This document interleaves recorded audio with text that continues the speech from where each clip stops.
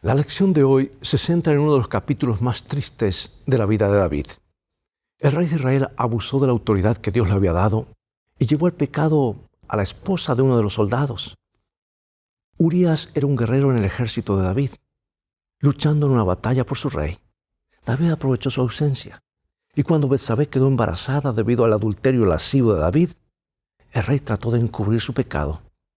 Llamó a Urías para que volviera de la ferocidad de la batalla para pasar tiempo con su esposa. Urías reveló su excelente carácter cuando se negó a entrar en su casa mientras su ejército luchaba contra el enemigo.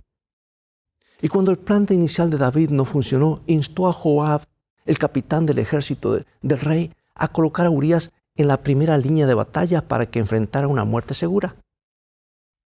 La mirada lujuriosa de David lo llevó a un acto lujurioso, lo que llevó a un plan engañoso para matar a un hombre inocente. Las tentaciones del diablo están diseñadas para enfrentarnos a cada uno de nosotros en nuestro punto más débil. Si hay un punto vulnerable en nuestro carácter, el diablo explotará ese punto para llevarnos al pecado. Y David reconoció su culpa a través de una parábola que le contó el profeta Natán. Y con el corazón roto, el rey rompió en una agonizante confesión. Su arrepentimiento fue profundo, genuino y sincero. El Salmo 51 es su ferviente súplica de perdón y un corazón cambiado. Y Dios respondió a la oración de David. El rey fue perdonado, pero el perdón no resulta en evitar las trágicas consecuencias del pecado. De una forma u otra, a lo largo de su vida, David experimentó las terribles consecuencias de su acto pecaminoso. Como hijo perdonado de Dios, entró en el reposo del cielo, pero aún experimentó la angustia de su acto pecaminoso. En un momento más, regresaré.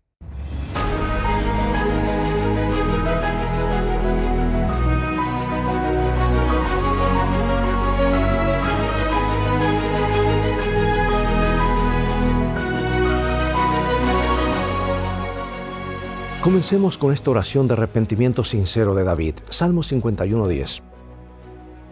Crea en mí, oh Dios, un corazón limpio y renueva un espíritu recto dentro de mí. Muchos se desesperan por encontrar un poco de paz y tranquilidad. Aún están dispuestos a pagar por ello. ¿Sabes que en muchas ciudades, grandes ciudades, hay habitaciones sin internet que se pueden alquilar por hora? Las reglas son muy estrictas, nada de ruidos, nada de visitas. La gente está dispuesta a pagar para poder sentarse tranquila y simplemente pensar o dormirse una siesta. Hay como pequeñas cápsulas para dormir que se pueden alquilar en los aeropuertos, y los auriculares con reducción de ruido son artículos habituales. Hay incluso capuchas de tela o protectores de privacidad plegables que se pueden comprar para colocarse sobre la cabeza y el torso para un descanso rápido en el lugar de trabajo. El verdadero descanso también tiene un costo.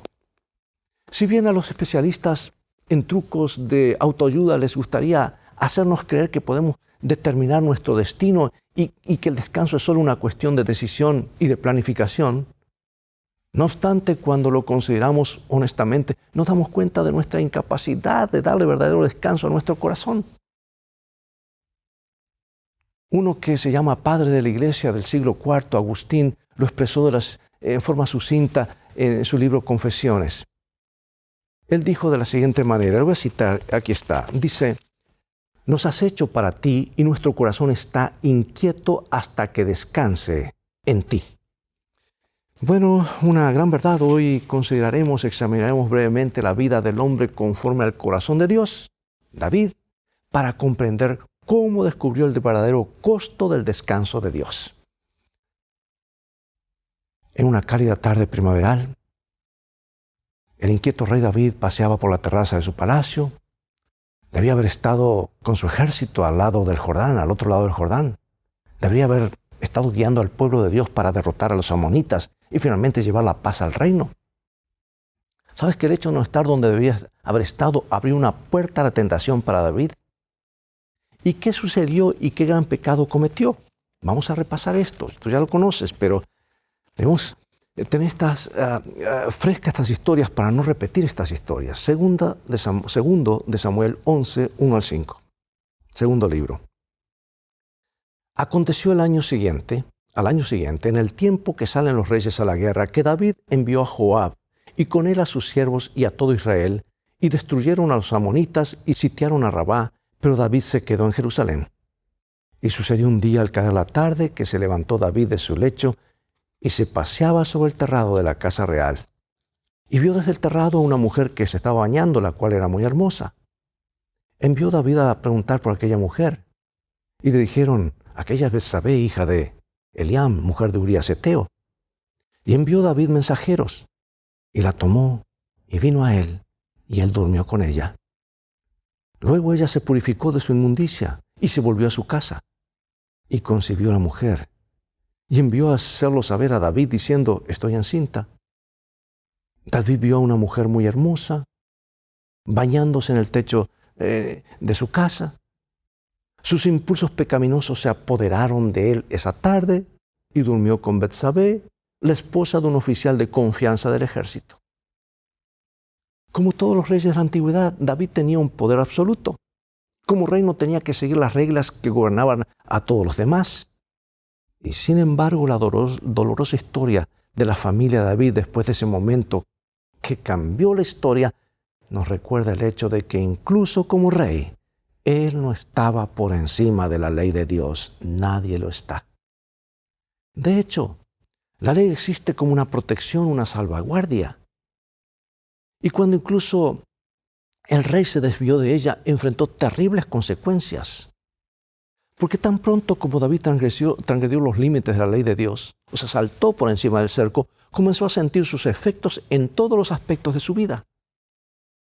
David pensó que su apasionada aventura había pasado desapercibida. Sin embargo, Betsabé ahora estaba embarazada y su esposo estaba lejos.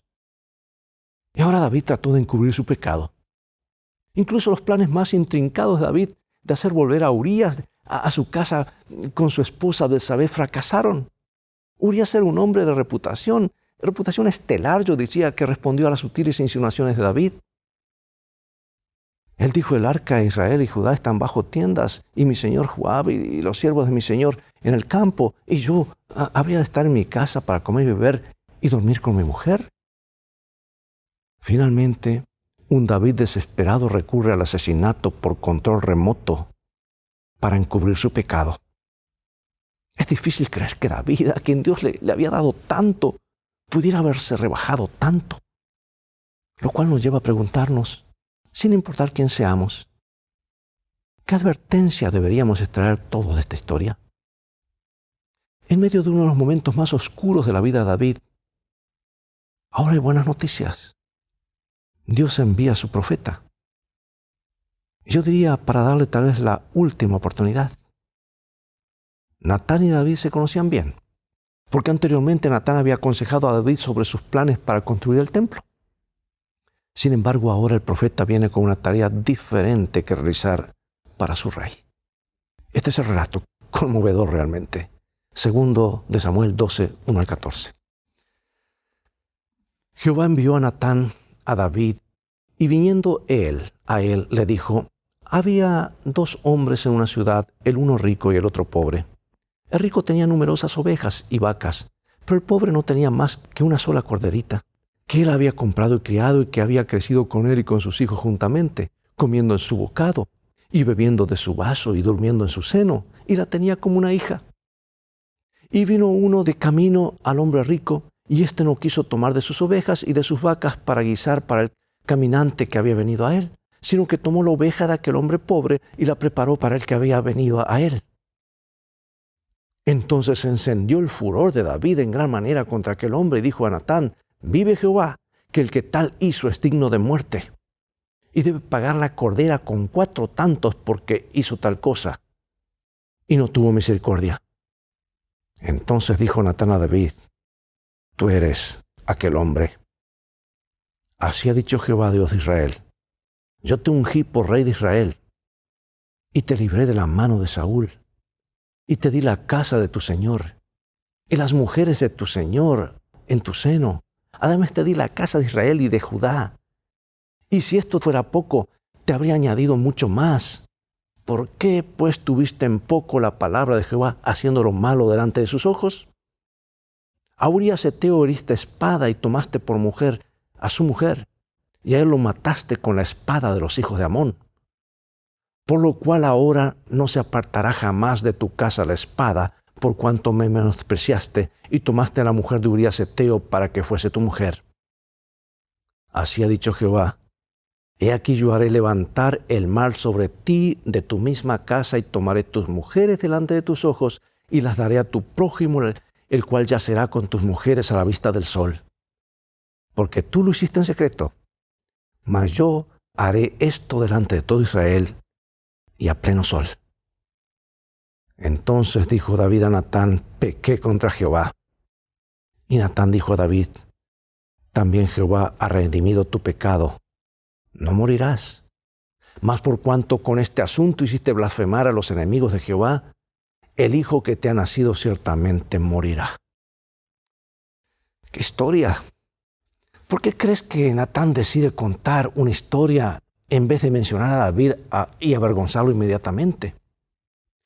Natán sabía qué decir y lo dijo de una manera que David pudiera entender. Contó una historia con la que David, el ex pastor, podía identificarse. Sabía que David tenía un sentido de justicia e integridad sumamente desarrollado. Y por ende, en cierto sentido, se podía decir que Natán le tendió una trampa y que David cayó directo en ella.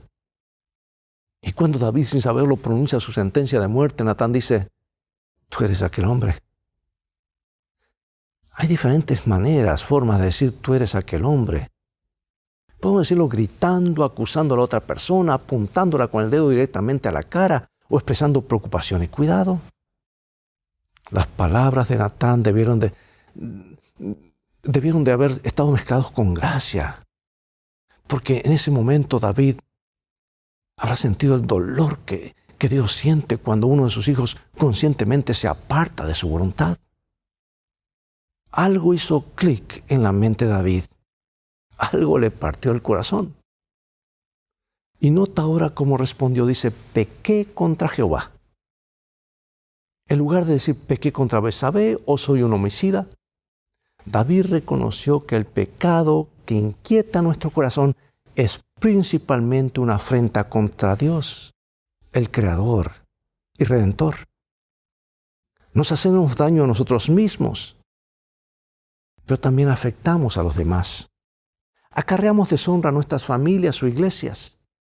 Sin embargo, en última instancia, hacemos daño a Dios y clavamos otro clavo en el áspero madero que apunta hacia el cielo en el Gólgota.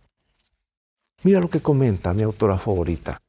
Dice: el reproche del profeta conmovió el corazón de David, se despertó su conciencia y su culpa le apareció en toda su enormidad. Su alma se postró en penitencia ante Dios. Con labios temblorosos exclamó: pequé contra Jehová.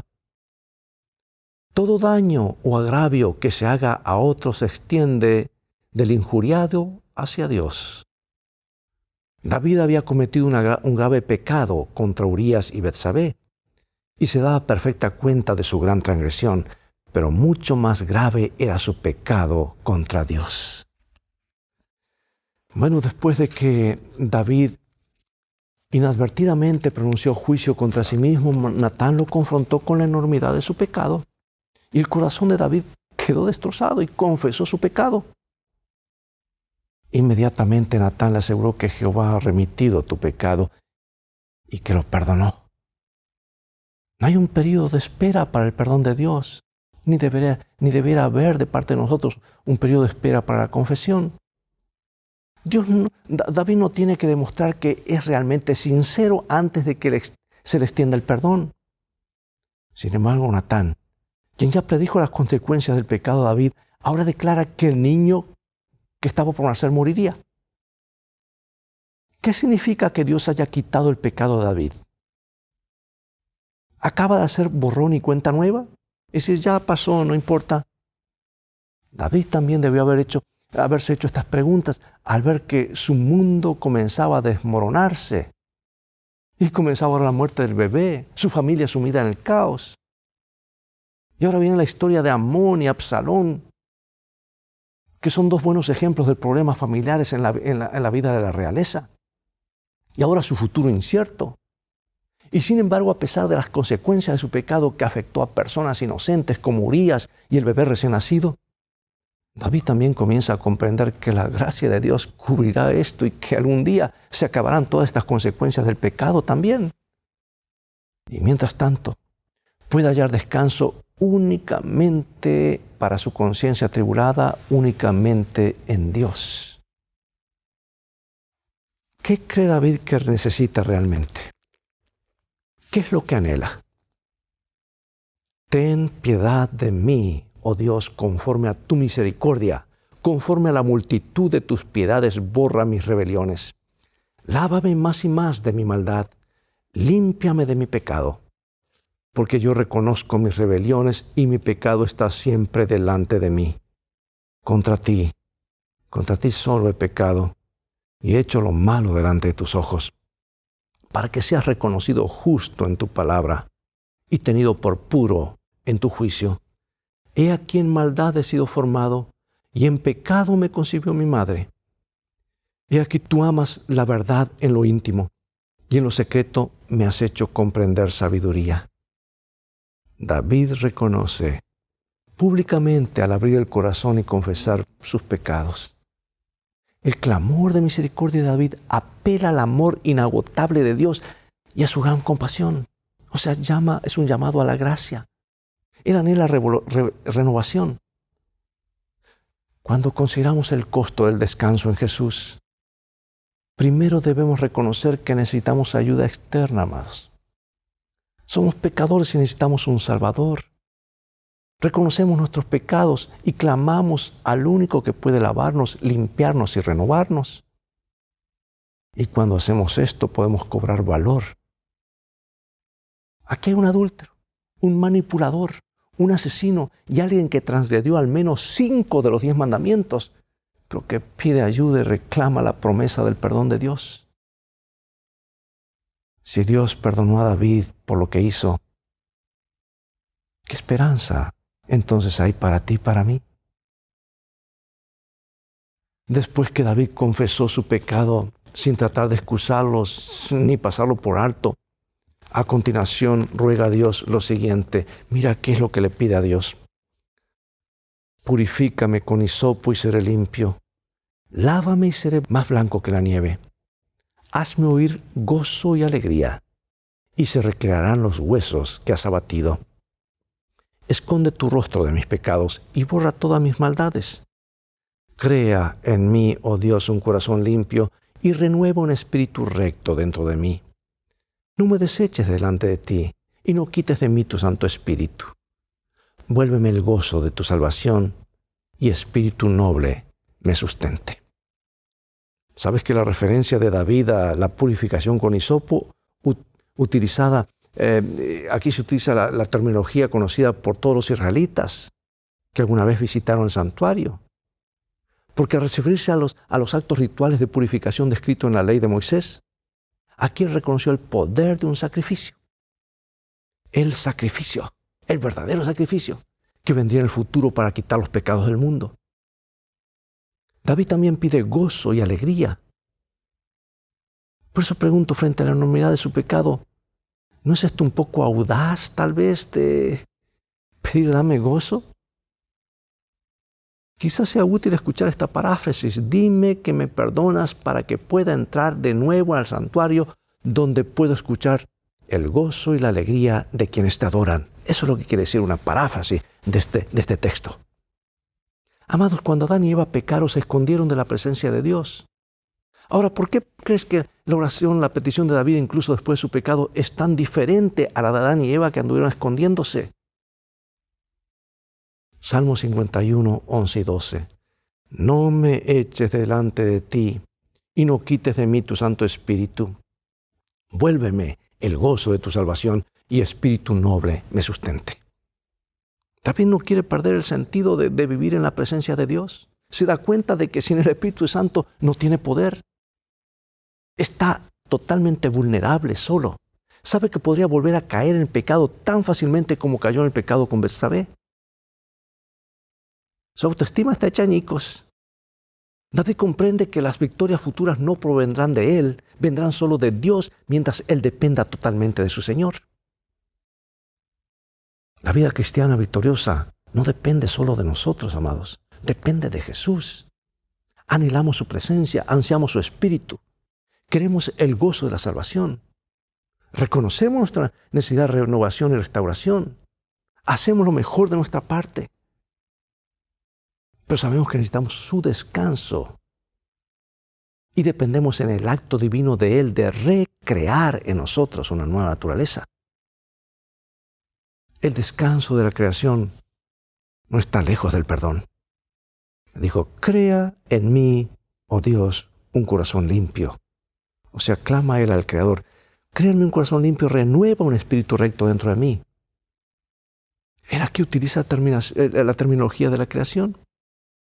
Porque en el Antiguo Testamento solo Dios puede crear. Esa palabra, ese verbo bará, crear. Y una vez que somos recreados, podemos descansar. Hermano y hermana, si no has experimentado el gozo y la alegría de la liberación de una conciencia culpable, ¿qué te detiene? Si sientes la culpa, ¿qué podrías aprender de esta historia que debería ayudarte? Ten cuidado con las dilaciones. Leo del Camino a Cristo, página 23 y 24. No posterguéis la obra de abandonar vuestros pecados y buscar la pureza del corazón por medio del Señor Jesús. En esto es donde miles y miles han errado a costa de su perdición eterna. No insistiré aquí en la brevedad e incertidumbre de la vida, pero se corre un terrible peligro que no se comprende lo suficiente cuando se posterga el acto de ceder a la voz suplicante del Espíritu de Dios y se prefiere vivir en el pecado, porque tal demora consiste realmente en esto. No se puede continuar en el pecado, por pequeño que se lo considere, sin correr el riesgo de una pérdida infinita. Lo que no venzamos nos vencerá a nosotros y nos destruirá. Bueno, probablemente lo más natural que podamos hacer después de superar un fracaso vergonzoso y experimentar el perdón es tratar de olvidar que el hecho haya ocurrido una vez. Los recuerdos del fracaso pueden ser dolorosos y no nos gusta estar allí, ¿verdad? Yendo hacia eso otra vez. Cuando un cuenco o un jarrón precioso cae y se rompe en pedazos, normalmente suspiramos y tiramos los pedazos rotos, pues ya no nos sirven. Pero hay buenas nuevas, hermanos, a pesar de que tu vida puede estar hecha a pedazos. Escucha esta historia. En Japón existe un arte tradicional llamado kintsugi, que se especializa en recrear cerámica rota. Se utiliza un metal precioso como el oro líquido o la plata para pegar las piezas rotas y convertirlas en algo de gran belleza y valor. Cada vez que Dios perdona nuestras transgresiones y nos vuelve a crear, algo cambia. El precioso perdón de Dios une nuestros pedazos rotos con una preciosidad y las roturas visibles pueden llamar la atención sobre su gracia. Puede convertirnos en los altavoces de Dios. Cantará mi lengua tu justicia. No pretendemos repararnos a nosotros mismos, ni mejorar por nuestra cuenta, ni volver a lo que éramos antes, tal vez en el sentido de que estamos rotos, pero la gracia junta esos pedazos y nos da un nuevo sentido y nos hace preciosos a los ojos de Dios. El espíritu quebrantado, el corazón contrito, son suficientes alabanzas para Dios y son rayos de luz que el mundo puede ver a nuestro alrededor. Nuestra experiencia puede ser de perdonados, de estar perdonados, atrae a otros en busca de perdón. Porque si confesamos nuestros pecados, Él es fiel y justo para perdonar nuestros pecados y limpiarnos de toda maldad. 1 Juan 1:9. Recuerda, memoriza esta promesa. Amados, podemos confiar en lo que Dios dice. David no pudo reparar el tremendo daño que había causado. Hizo pedazos su vida, su familia con su accionar y con su ejemplo. Sufrió las terribles consecuencias de sus decisiones y acciones. No obstante, David sabía que había sido perdonado. Sabía que necesitaba confiar que un día el verdadero Cordero de Dios vendría a ocupar su lugar. ¿Cómo deberíamos sentirnos al saber que la promesa es también para ti y para mí? Y ahora, para finalizar, el pecado es un arma de doble filo, amados. Trae no solo culpa, vergüenza y condena, sino que trae desesperanza y desánimo. Porque una vez que el diablo nos lleva a la tentación y caemos en su trampa, su siguiente paso es hacernos sentir como si no hubiera esperanza, que hemos caído tan bajo que Dios no nos va a alcanzar. Y el desánimo es una de sus armas más poderosas. Y hay 3 hechos para recordar cuando hayas caído en la tentación. Cristo anhela que vengas a Él tal como eres. Si como David vienes con un corazón honesto, sin poner excusas por tu pecado, también experimentarás el perdón de Dios. Cristo nunca, jamás ha echado fuera o rechazado a nadie que haya venido a buscarlo. Que ella lo haya venido a buscar con gracia, a buscar su gracia y con sinceridad. De hecho, Él nos asegura que al que a mí viene, no le echo fuera. Las promesas de Cristo de perdón y restauración son tan seguras como su trono eterno. Tus sentimientos no son el criterio para que seas perdonado. Puede que no te sientas perdonado.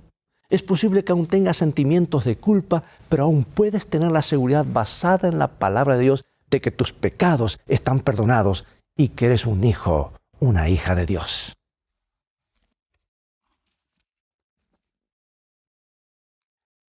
Quien quiera que humille su alma con confesión y arrepentimiento, tal como lo hizo David, puede estar seguro de que hay esperanza para él. Jamás rechazará el Señor a un alma verdaderamente arrepentida. Tengamos esto en cuenta. Su capacidad de perdonar, restaurar, es increíble. Él puede hacer algo en ti, en mí y en los que nos rodean. Oremos. Padre Celestial, gracias por la lección de este día. Queremos ir a ti no con excusas, sino en sincero arrepentimiento, por perdón, gracia y restauración. Sabemos que lo harás, porque lo pedimos en el nombre de Jesús. Amén. Es todo el tiempo que tenemos por hoy. Ha llegado el momento de despedirnos. Será hasta el próximo programa de la serie Lecciones de Vida. Invita a otros a sintonizar este canal. Transfórmate tú en un canal de bendiciones. Dios te bendiga y te guarde. Y recuerda, tú vales mucho para Jesús. Él te ama más de lo que puedes imaginar. Y en el viaje de la vida, las cosas van a terminar bien si haces de la Biblia tu GPS y a Jesús como tu guía. Maranatá, Dios te bendiga.